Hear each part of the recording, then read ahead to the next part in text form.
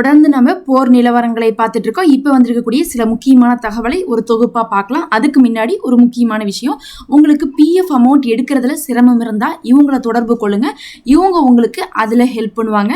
அதே மாதிரி உங்களுக்கு இன்கம் டேக்ஸ் ஃபைல் பண்ணுறதுல தேவை இருந்தால் இவங்கள தொடர்பு கொள்ளுங்க. வெறும் கம்மியான சார்ஜ்லேயே உங்களுக்கு அதை செஞ்சு கொடுப்பாங்க. இப்போ நம்ம வீடியோக்குள்ளே போகலாம். முதல் விஷயமே பார்த்தா கச்சா எண்ணெயுடைய விலை மறுபடியும் உயர்ந்திருக்கு. காரணம் என்னன்னா, இன்னொரு பக்கம் இருக்கக்கூடிய ரெட் சீயும் சேர்ந்து க்ளோஸ் செய்யப்பட்டிருக்கிறதுனால. ஏன்னா ஆர்மோஸ் க்ளோஸ் ஆனதுனால விலை ஏச்சுன்னு நமக்கு தெரியும். அமெரிக்கா அப்பப்ப ஆர்மோஸ் விஷயத்துல பாத்தீங்கன்னா அது எங்க கண்ட்ரோல்ல தான் இருக்குதுன்னு சொன்னாலும் கூட விலை குறையவே இல்லை. அவங்க எதுக்கு அப்படி சொல்றாங்கன்னா, எங்க கண்ட்ரோல்ல தான் இருக்கு, நீங்க விலையெல்லாம் குறைச்சிக்கோங்க, நார்மலா எல்லாரும் போங்க வாங்கன்னு சொல்றாங்க. ஆனா அங்க போனா தாக்குதல் தான் நடந்துட்டு இருக்குதுங்கிறனால ஹார்மோஸ் மூடி இருக்கிறனாலே விலை ஏறிட்டு இருந்துச்சு. இப்ப இந்த ஒரு 15 நாளா 20 நாளா பாத்தீங்கன்னா ஆயத்துல்லா கொமேனி அவர்களுடைய இறுதி ஊர்வலத்துக்கு பின்னாடி சவுதி அரேபியா ஏற்கனவே அவங்களுடைய படைகள் ஏமனுக்குள்ள இருக்கிறாங்க.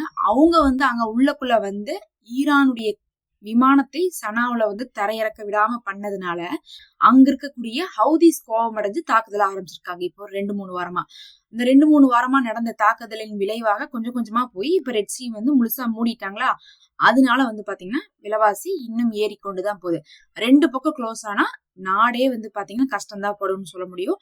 அந்த மாதிரிதான் நடந்துட்டு இருக்கு. என்ன ஹார்மோஸ்ல எந்த கப்பலுமே போகாது ஈரான்கிட்ட காசு கட்டாம, அனுமதி வாங்காம. ஆனா ரெட் சீல பாத்தீங்கன்னா அவங்க சவுதியுடைய கப்பலை மட்டும்தான் டார்கெட் பண்றாங்க.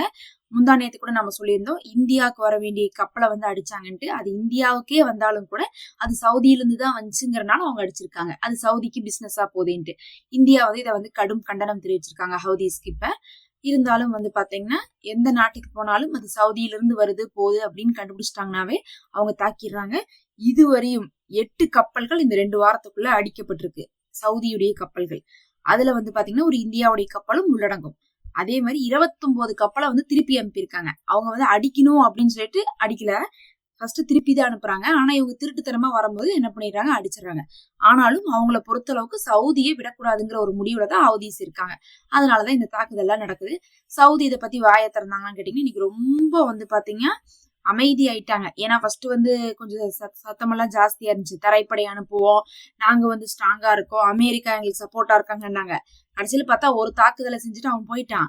இப்ப அடி வாங்குறதெல்லாம் சவுதி தான் பார்த்தாங்க. இப்ப கொஞ்சம் பாத்தீங்கன்னா அடக்கி வாசிக்கிறாங்க. அதுலயும் ரொம்ப முக்கியமாக சவுதியுடைய படைகள் தரை வழியாக வருவதை தடுக்கிறதுக்கான முயற்சிகள் பண்றோம் அப்படின்ட்டாங்க. இது தரைப்படை சண்டைக்காக இதை சொல்லல, பொதுவாவே ஏமன்ல சவுதியுடைய கை ஓங்கி இருக்குதுன்னு தெரியும். அவங்களுடைய போர்சஸ் எல்லாம் உள்ள இருக்காங்கன்னு தெரியும். இனிமேல் நீங்க போர்ஸ உள்ளக்குள்ள கொண்டு வர முடியாது, அதுக்கும் நடவடிக்கை எடுக்கிறோம்னு இருக்காங்க. இதுக்கு கூட பாத்தீங்கன்னா சவுதி வாயை திறக்காம எப்படி இருக்காங்க, அமைதியா ஒரு நிசப்தமான அமைதியா போயிட்டு இருக்கு. அதே சமயத்துல சமாதான பேச்சுவார்த்தை வேற முன்னெடுத்துட்டு இருக்காங்க. யாருன்னா ஓமன் முன்னெடுத்துட்டு இருக்காங்க. அதே சமயத்துல ஓமனோட ஹவுதிஸ் பேசினாலும் சமாதானம் இதுவரையும் வரல. ஹவுதிஸ் ரொம்ப ஸ்ட்ராங்கா தான் இருக்காங்க, சவுதியை அடிச்சே ஆகணும்னு சொல்லிட்டு. மறுபக்கம் இன்னொரு சமாதானம் போகுது. அது யாருக்குன்னு பார்த்தா ஈரானுக்கும் ஓமானுக்கும். ஈரானுக்கு ஓமானுக்கு நடுவில் என்ன பிரச்சனையா, எதுக்காக இந்த சமாதானம் போகுது, சண்டையே இல்லையேன்னு கேட்டா, ஓமனுக்கும் ஈரானுக்கும் பொதுவாதான் அந்த ஹார்மோஸ் இருக்கு. அப்ப ஈரான் அதை வசூல் பண்றாங்கன்னு சொன்னா ஓமனும் என்ன பண்ணும், அனுமதி கொடுக்கணும். இப்ப நம்ம நாட்டுக்கும் பக்கத்துல இருக்கக்கூடிய நாட்டுக்கும் பொதுவான இடத்துல நம்ம ஒரு வசூலை போடணும்னா பக்கத்து நாடும் கொஞ்சம் சப்போர்ட் பண்ணும் போதுதான் நமக்கு என்னவா இருக்கும், ரொம்ப ஸ்ட்ராங்கா இருக்கும். இல்ல அவங்க சப்போர்ட் பண்ணாட்டினாலும் பரவாயில்ல, நம்மளை போட்டு குடைச்சல் பண்ணாம இருக்கணும். ஆனா என்ன ஆயிடுச்சுன்னா ஒரு கட்டத்துல ஆரம்பத்துல ஓமான் சரி நமக்கு காசு வருது அப்படின்னு நினைச்சிட்டு இருந்தவங்க அமெரிக்கா கூப்பிட்டு மிரட்டினதுக்கு பிறகு அது சர்வதேச கடல் பகுதி, அதுல நான் காசு வசூலிக்க விருப்பப்படலைன்னு ஓமான் சொல்லிட்டாங்க.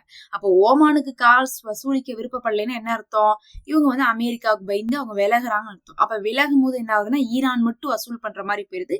அப்ப ஈரானுக்கு என்ன ஆகுதுன்னா வசூல் பண்றதுல ஒரு பிரச்சனையும் இல்லை, முழு காசு இவங்களுக்கு வந்துடும். ஆனா அதை தடுக்கிறதுக்கு பக்கத்தால இருக்கக்கூடிய ஒரு நாடே என்ன இருக்கும், துணையா இருக்கும். அதனாலதான் ஓமான்ல இருந்து அமெரிக்கா என்ன பண்ணாங்கன்னா அவங்களுடைய பாதுகாப்பு கப்பலை எல்லாம் போட்டு வச்சுட்டு ஹார்மோஸ்க்கு வர விடாம அப்படியே ரூட்டை மாத்தினாங்க. அதுதான் பக்கத்தால இருக்கக்கூடிய இடம். அப்படிங்கும்போது ஓமானுக்கு ஈரான் கையில சிக்காம போறதுக்கு வழி பண்ண முடியும். அந்த வழியெல்லாம் வந்து அமெரிக்கா ஓமான்ல போய் உட்காந்து பண்ணாங்க. ஏன்னா ஓமான் வந்து பயந்துக்கிறாங்க அமெரிக்கா பேச்சு கேட்கறாங்கன்ட்டு.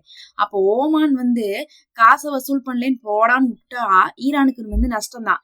அதனால வந்து நீ வந்து காசே வசூல் பண்ணு, இல்ல பண்ணாம போ, நாங்க பண்ணுவோம். ஆனா நீ அமெரிக்கா கூட கூட்டு சேரக்கூடாது, எங்களை தடுக்க கூடாது. நீ அங்க எங்களுக்கு முன்னாடியே உட்காந்துட்டு நீ செக் போஸ்ட்ல இருந்து என்ன பண்ற, ரூட்டை மாத்தி அனுப்புற. ஒன்னாலதான் இங்க பல கப்பல் வந்து ரூட் மாறி வந்துட்டு இருக்கு, நாங்க அடிச்சிட்டு இருக்கோம்னு சொல்லிட்டு ஈரான் வந்து வார்ன் பண்ணிட்டு தான் இருக்காங்க. அதே சமயத்துல இந்த சமாதான பேச்சுவார்த்தை ரொம்ப நாளாவே ஒரு வாரமா போயிட்டு இருக்கு. என்ன முடிவெடுப்பாங்கன்னு தெரியாது. அதுக்கு வந்து சவுதி உள்ள வரலாமா, அதுக்கப்புறம் வந்து பாகிஸ்தான் உள்ள வரலாமான்லாம் பார்த்தாங்க. வரோம் வந்து பேசி வைக்கிறோம்னு சொன்னதுக்கு ஒன்னும் பேச வேணான்ட்டாங்க. கத்தார் வந்து கேட்டதுக்கே என்ன சொல்லிட்டாங்கன்னா, தேர்ட் பார்ட்டி யாரும் உள்ள வராதீங்கன்ட்டாங்க. தேர்ட் பார்ட்டின்னு என்ன, நானும் அவங்களும் பேசிக்கிறோம், நீங்க எதுக்கு வரீங்க, நடுவுல எங்களுக்கு யாருமே தேவையில்லைன்ட்டாங்க. அமெரிக்காக்காரன்ட்ட தான் பேசினா உண்மை இருக்காது. அதனாலதான் வந்து கத்தாரையோ இல்ல வந்து சவுதியோ பாகிஸ்தானையோ நடுநிலையா கூப்பிடுறோம். ஆனா ஓமானுக்கு எங்களுக்கு எல்லாம் பிரச்சனை இல்ல, நாங்களே பேசிப்போம், அதனால தேர்ட் பார்ட்டி யாரும் வேண்டாம் அப்படின்ட்டாங்க. அந்த தேர்ட் பார்ட்டில அமெரிக்காவும் உள்ளடங்கும். இப்ப அமெரிக்காவுக்கு என்ன ஆச்சுன்னா, இவங்க 2 பேரும் பேசிக்கிறாங்க, எல்லாரையும் கழட்டி விட்டாங்க.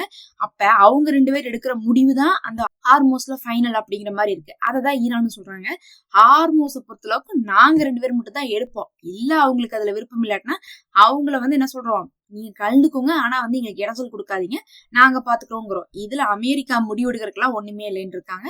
இதை அமெரிக்கா வந்து ஏத்துக்கிறாங்களான்னு கேட்டீங்கன்னா, இன்னைக்கு என்ன பண்ணிருக்காங்கன்னா, ஈராக்ல இருக்கக்கூடிய ஒரு ஃபிளைட் பண்டட் ஏர்போர்ட்டை என்ன பண்ணிருக்காங்கன்னா, அதுக்கு மேல இருந்த பொருளாதார தடையை இன்னைக்கு அமெரிக்கா வந்து நீக்கியிருக்காங்க. அது என்ன வந்து விவரம்னு பார்க்கும்போது 2024 IRGCக்கு ஆயுதம் வந்து பாத்தீங்கன்னா அந்த ஏர்போர்ட்ல தான் போச்சு வந்துச்சுன்னு கண்டுபிடிச்சிட்டு, இது வந்து தீவிரவாத ஒரு அமைப்புக்காக வந்து பயன்படுத்துறாங்க, இது இஸ்ரேல் அடிக்கிறதுக்காக பயன்படுத்துறாங்கன்னு சொல்லி அது மேல தடை போட்டு வச்சிருந்ததை இன்னைக்கு அமெரிக்கா நீக்கியிருக்காங்க. எதுக்கு நீக்கியிருக்காங்க, ஈரான்ட்ட ஏதோ ஒரு விதத்துல எதையாவது ஒண்ணு கொடுத்து என்ன பண்ணலாம், நம்ம சமாதானத்துக்கு கூப்பிடுவோம், இதெல்லாம் பண்ணிருக்கோம் பாருங்க, நாங்க சொல்றத கொஞ்சம் கேளுங்கன்னு சொல்லிட்டு கூப்பிடுறதுக்காக அமெரிக்கா பண்றாங்க.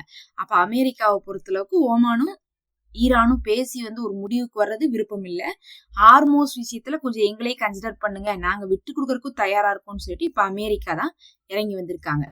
கடைசியா ஒண்ணு சொல்லணும்னா, ஈரான் சொல்றாங்க, நாங்க உறுதியா இருக்கிறோம், அணு ஆயுதம்ல தயாரிக்க மாட்டோம். ஆனா அப்படியே நாங்க தயாரிக்கணுமா வேணாமா அப்படிங்கறத பத்தி நீங்க பேசக்கூடாது.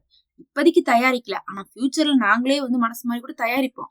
அதை தயாரிக்க வேணாம்னு சொல்றதுக்கு நீங்க யாரு? இஸ்ரேல்கிட்ட அத்தனை அணு ஆயுதம் இருக்கு, அதை பத்தி நீங்க கேள்வி கேட்டீங்களா? இல்ல அப்ப நீங்க கேட்காதீங்க, அணு ஆயுதம் எங்க இஷ்டம்ட்டாங்க. ஹார்மோஸ் அது எங்களுடைய கடல் பரப்பு, இதை எப்படி நீங்க வந்து சொல்ல முடியும், சர்வதேச நிலப்பரப்புலாம் சொல்லலாம் முடியாது. அந்த பக்கம் வந்து பாத்தீங்கன்னா நாங்க வசூல் வந்து பண்ணிட்டு தான் அனுப்புவோம். ஓமான்ட்ட பேசிட்டு இருக்கோம். 60 நாளைக்கு வந்து பாத்தீங்கன்னா முதல் கட்டமா வந்து காசை வாங்கிட்டு இப்ப அனுப்ப போறோம். ஹார்மோஸ் இப்போதைக்கு க்ளோஸா இருக்குன்னா அடுத்த ஒரு 60 நாளைக்கு நாங்க அனுப்புறக்கு ஓபன் பண்றோம், ஆனா காசை வாங்கிட்டு தான் அனுப்புவோம். அந்த காசை நாங்க வந்து ஓமான் கூட ஷேர் பண்ணிப்போம். அதுக்காக அவங்கள்ட்ட பேசிட்டு இருக்கோம்.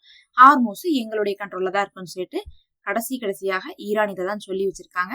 இது வந்து சமாதானத்துக்குலாம் போகாது. அமெரிக்காட்ட இப்ப ஆயுதம் இல்லாதனால வந்து பாத்தீங்கன்னா கொஞ்சம் தற்காலிகமா அந்த 60 நாள் என்ன பண்ணுவாங்க, ஒரு இழுத்தடிச்சு ஆயுதத்தை உற்பத்தி செய்யற வரையும் அமைதியா இருக்கிறதுக்கு வாய்ப்பு இருக்கு. அதுக்கப்புறம் 60 நாள் கழிச்சு மறுபடியும் சண்டை தான் வந்து வர்றதுக்கு ரெடியா இருக்கோ தவிர இந்த தடவை சமாதானங்கிறதெல்லாம் வந்து வாய்ப்பு கம்மின்னு சொல்லிட்டு ஆய்வாளர்களே சொல்றாங்க.